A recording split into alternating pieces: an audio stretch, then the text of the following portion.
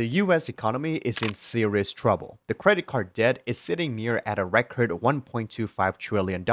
Serious delinquencies are at their highest in 15 years. Private credit markets are looking shaky, and the government is running a deficit close to $2 trillion.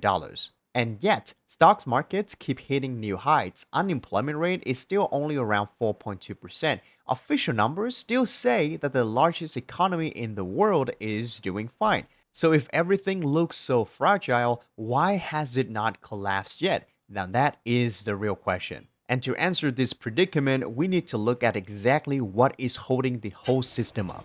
Right now, the American economy is running on two completely different tracks. This is what people call the K-shaped economy. There are two branches. The first branch of the K is going up, which is the top 10% of income earners. The other branch, which is flat or going down, is everyone else. According to Moody's Analytics, using Federal Reserve data, the top 10% of households, those making around $250,000 or more, now account for roughly half to nearly 60% of all consumer spending in the US. That is the highest share since the data began in 1989. And to put that into perspective, about 30 years ago, this group only accounted for only around 36% of consumer spending. Now, this number is debated because some economists, including Berkeley professor Anton Levi, argue that Moody's method may overestimate how concentrated spending really is. But even the critics agree on the bigger picture. The richest households are taking up a much bigger share of the total spending.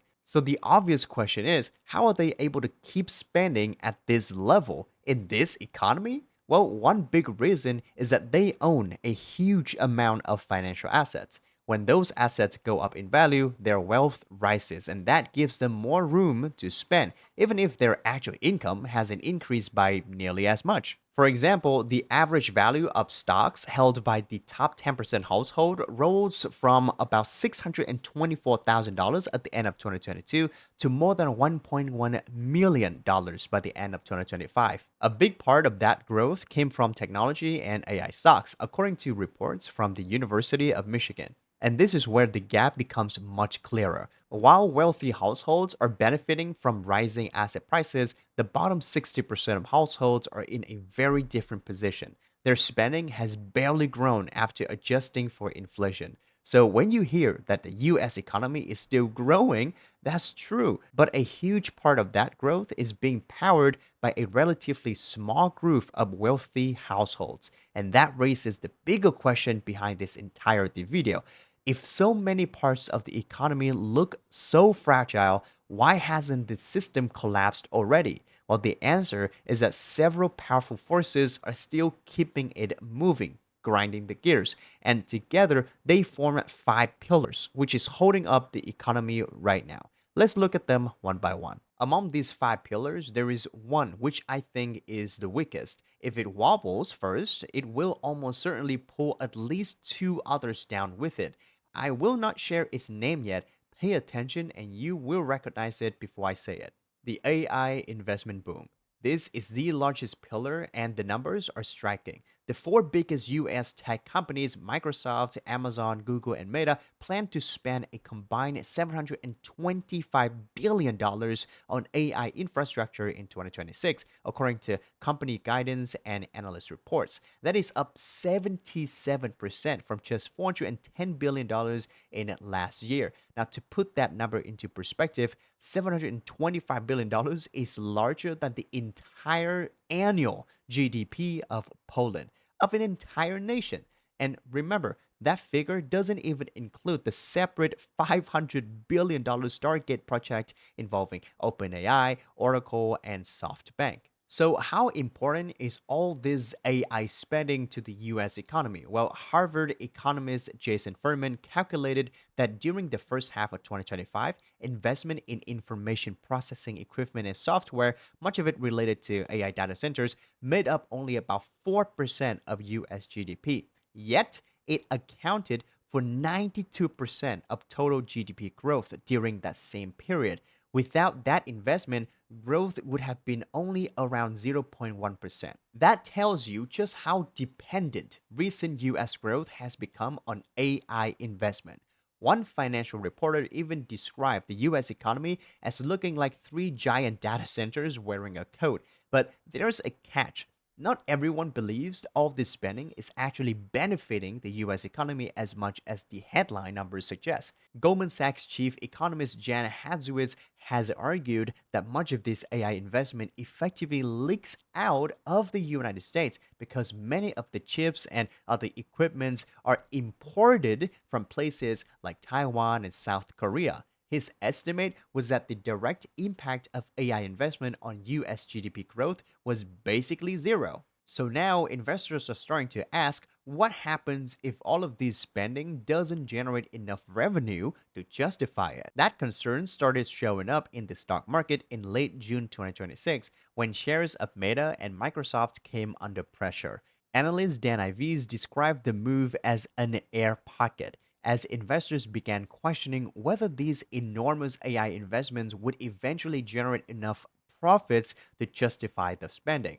So, this pillar is doing two things at once. It is one of the biggest drivers of US economic growth right now, but it is also becoming one of the first places where investors are starting to see cracks. So, AI investment is doing more than just boosting GDP, it is also boosting the wealth of the people who own the companies benefiting from it. And that takes us directly to pillar 2, the wealth effect. Because when AI and technology stocks rises, the gains don't spread evenly across economy. A relatively small group of people owns most of those stocks. Now, when technology and AI stocks rise, the people who own them feel richer and can spend more even if their actual income has not changed. The problem is that stock ownership in the US is extremely concentrated. The top 1% own about half of all stock market value according to Federal Reserve data. That means the few rich so spend more group happens almost only for a very small amount of people.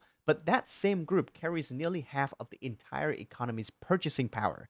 The first two pillars are essentially one and the same, okay, just viewed from different angles. But this creates an obvious question. If most households do not own enough stocks to benefit from this wealth effect, how are they keeping up their spending? The answer is different. They are borrowing. And that brings us to number 3, debt and the shadow credit system. Okay, this is where things get a little more uncomfortable because for the regular Americans, credit card debt has reached a record $1.2 trillion dollars, and the average credit card interest rate is around, get this, 21%. That means people are not just borrowing more, they're also paying a lot more money just to keep that debt going. And more people are struggling to pay it back. Obviously, 21% a year? Are you crazy? According to the New York Fed and card rates, the percentage of credit card debt that has been seriously overdue for 90 days or more is now at its highest level in about 15 years. This is alarming. But consumers, though, are not the only ones borrowing. Businesses have their own version of this problem. Okay, one example is the private credit. Basically, instead of borrowing money from a traditional bank like a you and I, companies borrow directly from investment funds. This market has grown to around 1.6 to 1.8 trillion dollars in the US. That is a huge amount of money. Even JP Morgan CEO Jamie Dimon has said that the market is still relatively small compared with the entire financial system. But it has become large enough that the Federal Reserve is now watching it as a potential financial risk. And we got a small warning about what can happen when things go wrong. In late 2025, two companies collapsed within just 2 weeks of each other. One was Tricolor, an auto lender, and the other was First Brands, an auto parts company. Their failures revealed problems involving overlapping collateral and debt that was difficult to see from the outside. Jamie Dimon later made a simple point. When you see one cockroach, there are usually more hiding somewhere. Now, most analysts do not believe that these two failures mean the entire financial system is about to collapse, okay? They are generally viewed as isolated cases of fraud and bad lending, but they still reveal something important. Now, there is a huge part of the credit market that is difficult to see and difficult to monitor. And the bigger this market becomes, the harder it is to know where the risks are hiding. So, here's the bigger picture. The rich are spending because their assets have gone up. Everyone else is increasingly relying on debt to keep spending, and that creates a strange situation.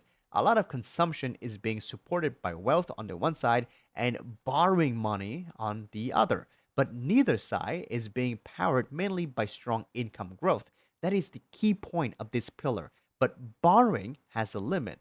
Consumers cannot keep increasing their credit card balances forever, and businesses cannot keep taking on more debt without eventually facing higher costs and more risk. So, if households and businesses are running out of room to borrow, who can step in and keep demand alive? Well, the only answer is the government. And that brings us to Pillar 4, the government deficit spending. The US government is expected to run a budget deficit of around $1.9 trillion dollars in fiscal year 2026, equal to about 5.8% of its GDP, according to the Congressional Budget Office. Some estimates from the Treasury and bond dealers put the number close to around $2 trillion. dollars. Now, if that happens, it would be one of the three largest budget deficits in US history, behind only the two COVID years. But the size of the deficit is not the only thing that matters. The timing is what makes it unusual.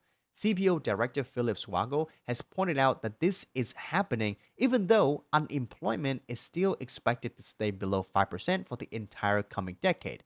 In simple terms, the economy is still growing. Unemployment is relatively low. There is no pandemic. There is no major recession. Yet, the government is still spending far more money than it collects in taxes, and that is unusual. Over the past 50 years, the average US budget deficit has been around 3.8% of its GDP. Normally, deficits become much larger when something goes seriously wrong, such as a recession, a war, or a pandemic.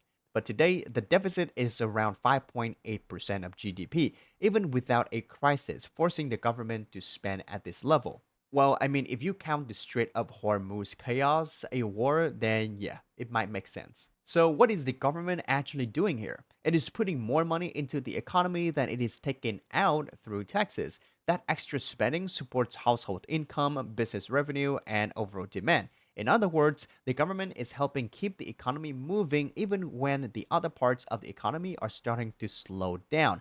But there is a cost though. The government has to borrow that money, and that adds to the US national debt, which has already climbed above $39 trillion, dollars, about $40 trillion dollars now.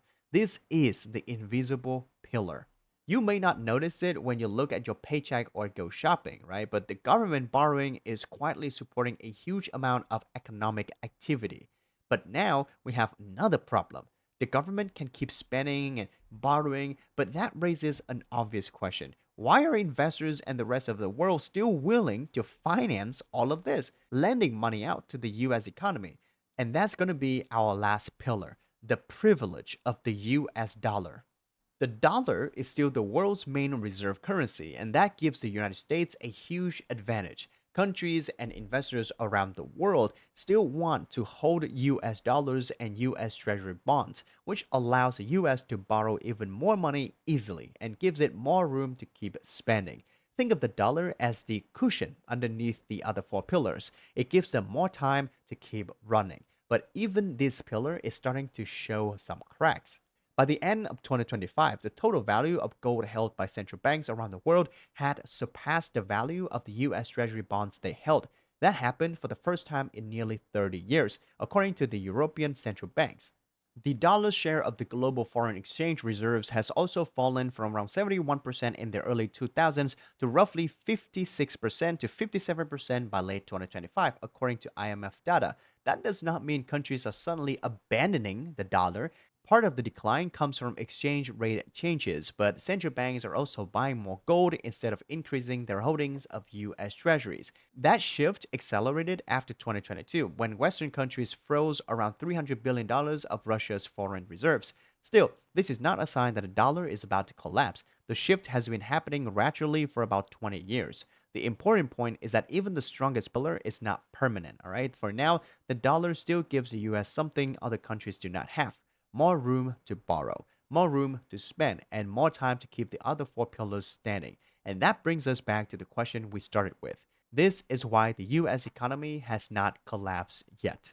So now we know why the economy, even though it looks fragile, it hasn't collapsed yet. But the same pillars keeping it alive are also connected to each other. Remember the weakest pillar that I mentioned? Well, at this point, if it's not obvious, it's pillar one, the AI investment boom. Not because AI itself is weak, but because so many other parts of the economy now depend on it. If AI spending fails to generate enough profits, tech stocks could fail. That would hit pillar two because the richest households now hold a huge amount of those stocks. If their wealth falls, they can spend less. And because the top 10% account for such large share of consumer spending, that can weaken the broader economy.